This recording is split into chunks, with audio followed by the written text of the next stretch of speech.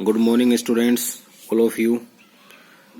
जो अपना लेसन चल रहा है मैन्युफैक्चरिंग इंडस्ट्रीज, उसमें हमने ये फिगर देखे थे पिछले पार्ट में, और हमने देखा था कि भाई यानी किस प्रकार से जो स्पाइनिंग का जो वर्क है यानी कताई का जो कार्य है वो गुजरात, महाराष्ट्र, तमिलनाडु में केंद्रित है। ठीक है। इसके अलावा जो कॉटन है, सिल्क है, जरी है ना, इनके जो बुनाई के जो परंपरागत जो कार्य थे उसमें भी हमने किस प्रकार से सफलताएं हासिल की है, और भारत का जो स्पाइनिंग जो सेक्टर है उसमें वर्ल्ड में कौन सा स्थान है। और फिर कुछ ही फिगर्स देखे थे हमने। मिल सेक्टर 2009-10 और 2010-11 का एक कंपैरिजन था। तो इसमें किस प्रकार से जैसे मिल सेक्टर थे 3.3 के से 3.5 हो गए थे, और हैंडलूम है वो 11.3 से घट के 11.1 हो गया था। तो ये चीजें हमने देखी थी। आज हम आगे जो पढ़ेंगे उसमें यहाँ से स्टार्ट होता है कि why is it important for our country to keep the mill sector loomage lower than power loom and handloom. यानी जो हमारे देश के अंदर, ठीक है, जो विद्युत से जो चलते हैं, जो करके पावर लूम है, ठीक है, और जो उनको मतलब जो पावर लूम यानी जो हाथ ये बिजली से चलित जो कारखाने हैं उनको, तथा हाथ से चलने वाली जो लूमेज हैं, हाथ करके जिन्हें बोलते हैं, उनको जो कारखानों के अंदर जो यानी फैक्ट्रीज के अंदर जो लूमेज बनते हैं उनसे कम रखना हमें क्यों आवश्यक है, क्यों महत्वपूर्ण है।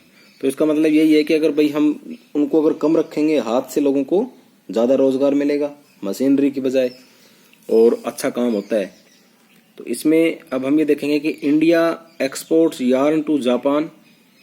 ठीक है, यानी जो हमारा भारत देश है वो यार्न यानी जो सूत है उसका एक्सपोर्ट किसे करता है, जापान को करता है। Other importers of cotton goods from India are USA, UK, Russia, France, east European countries, Nepal, Singapore, Sri Lanka and African countries. अगर सूती वस्त्र के जो अन्य जो इंपोर्टर्स जो कंट्री है यानी आयातक देश है, जो हमारे देश से सूती मंगाते हैं अपने देश में, वो कौन से कंट्रीज हैं? USA, United state of America, UK, United kingdom, Russia, France, east European countries, ठीक है, और पूरे यूरोपीय देश जो हैं, जो नेपाल, श्रीलंका, सिंगापुर, अफ्रीका, ये सारे देश हमारे देश से अभी सूती वस्त्र या फिर सूत जो है वो हमारे देश से मंगवाते हैं। अब ये इंडिया का मैप है, इसमें टेक्सटाइल इंडस्ट्रीज हैं। टेक्सटाइल इंडस्ट्री के अंदर क्या क्या आता है भाई? कॉटन टेक्सटाइल, वुलन टेक्सटाइल और सिल्क टेक्सटाइल। ठीक है, सूती वस्त्र, ऊनी वस्त्र और सिल्क से संबंधित जो वस्त्र हैं वो हमारे यहाँ इंडस्ट्री है।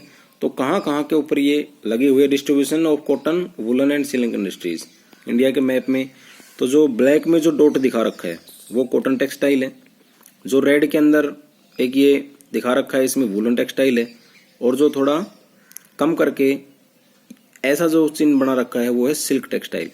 तो आप सबसे पहले कॉटन टेक्सटाइल देखेंगे हम, यहाँ मदुरई में, ठीक है, कोयम्बटूर में, फिर से ये है कॉटन इंडस्ट्री पुणे में, मुंबई में, औरंगाबाद, और ये है वर्धा, जलगांव, सूरत, है ना। ये इस तरह से मतलब देश के लगभग सभी हिस्सों में, देवास, उज्जैन, अहमदाबाद, और फिर इसके बाद आगरा, कानपुर, फिर इधर अगर अपन चलें तो फिर मुर्शिदाबाद, है ना, और हुगली और हावड़ा, ये सब चीजें हैं। ये सब शहर हैं बड़े बड़े, इनमें ये कॉटन टेक्सटाइल है। अब वुलन टेक्सटाइल जो गर्म वस्त्र कहाँ है? वुलन टेक्सटाइल अगर अपन देखें तो यहाँ पे बेंगलोर में, बेंगलोर के बाद मुंबई में, मुंबई के बाद फिर इधर गुजरात के अंदर है ये जामनगर और अहमदाबाद। और अगर अपन यहाँ पे देखें ऊनी वस्त्र, मिर्जापुर, कानपुर, ठीक है, शाहजहानपुर, ये उत्तर प्रदेश के हैं, ग्वालियर मध्य प्रदेश, आगरा उत्तर प्रदेश, जयपुर और बीकानेर ये राजस्थान में है, फिर गुड़गांव हरियाणा में, पानीपत हरियाणा में, लुधियाना, अमृतसर और फिर श्रीनगर, यानी इन हिस्सों में ये हमारे ऊनी वस्त्र हैं। इसके बाद सिल्क टेक्सटाइल यानी सिल्क की जो इंडस्ट्री है वो कहाँ पे लगी हुई है? नीचे अगर साउथ में अपन बात करें तो ये बेंगलोर और कोलार में है, फिर मुंबई में है, नहीं सॉरी, बेंगलोर, कोलार में, फिर बेलगाम में है, बेलगाम के बाद फिर बम्बई में नहीं है, ये फिर हैं इधर बांकुरा, ठीक है।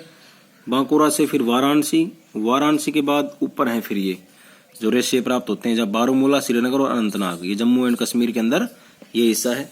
तो ये बहुत सारी टेक्सटाइल इंडस्ट्रीज हमारे देश में अलग अलग हिस्सों में है और बहुत सारे लोगों को इनसे एम्प्लॉयमेंट भी मिलता है, रोजगार भी मिलता है। अब आता है India has the second largest installed capacity of spindles in the world with 43.13 million spindles 2011-12 after China. Since the mid-80s, the spinning sector has received a lot of attention. यानी जो हमारा देश है, भारत है, वो विश्व का दूसरा सबसे ज्यादा स्पाइंडल उत्पादन करने वाला देश है, यानी कताई करने वाला देश है। 43.13% मिलियन के साथ, 43.13 मिलियन स्पाइंडल के साथ चाइना के बाद विश्व का दूसरा हमारा देश सबसे ज्यादा किया था। और सिंस मिड-80s यानी मध्य जो 80 का जो दशक था मध्य में, उसमें जो स्पाइनिंग सेक्टर इसकी तरफ लोगों का ध्यान केंद्रित हुआ है। अब है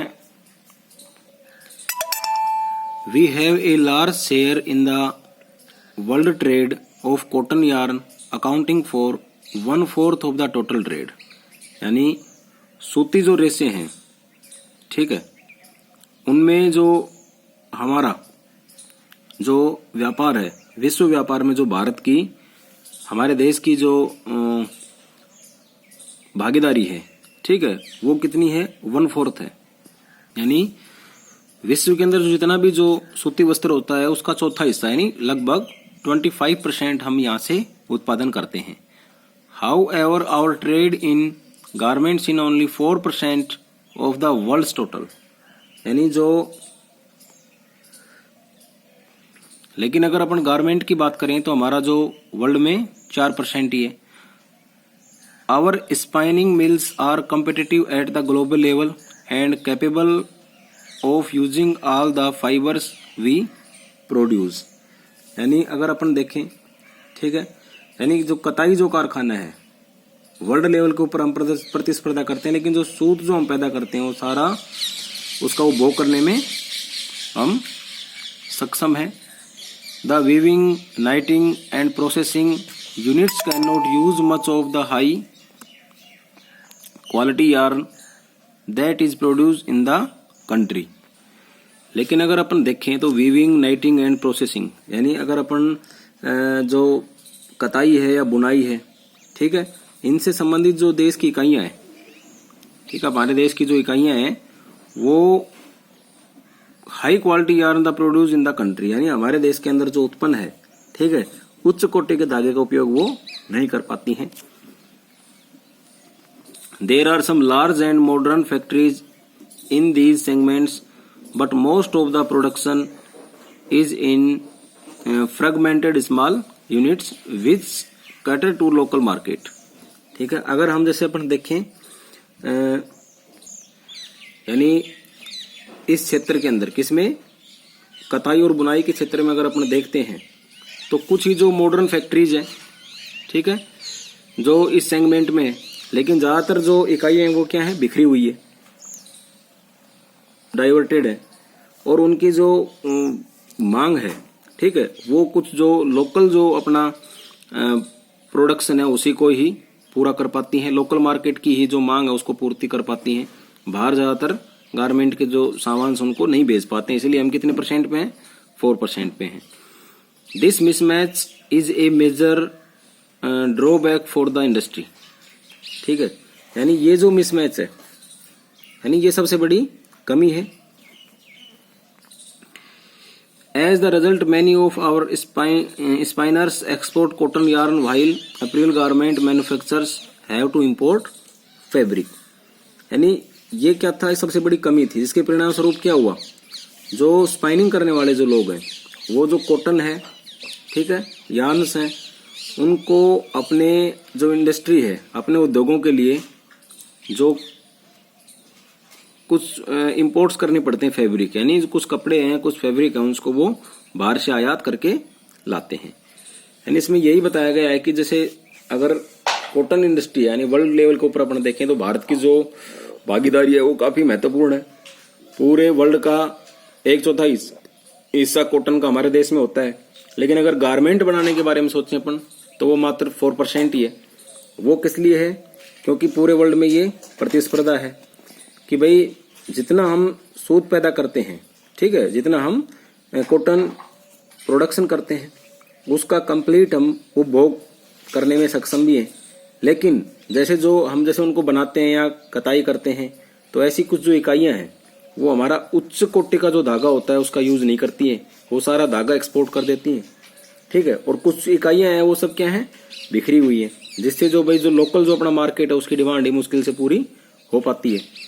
तो इससे क्या है कि इस उद्योग की सबसे बड़ी कमी यही है कि जो कताई करने वाले जो उच्च कोटि के जो धागे हैं उनका हम क्या कर देते हैं, एक्सपोर्ट कर देते हैं, और जो कपड़े जो बनाने वाले कुछ जो कंपनियां हैं वो अपने इंडस्ट्री के लिए कुछ जो कपड़े हैं, जो फैब्रिक है, उनको विदेशों से इंपोर्ट करती हैं, यानी मंगाती हैं।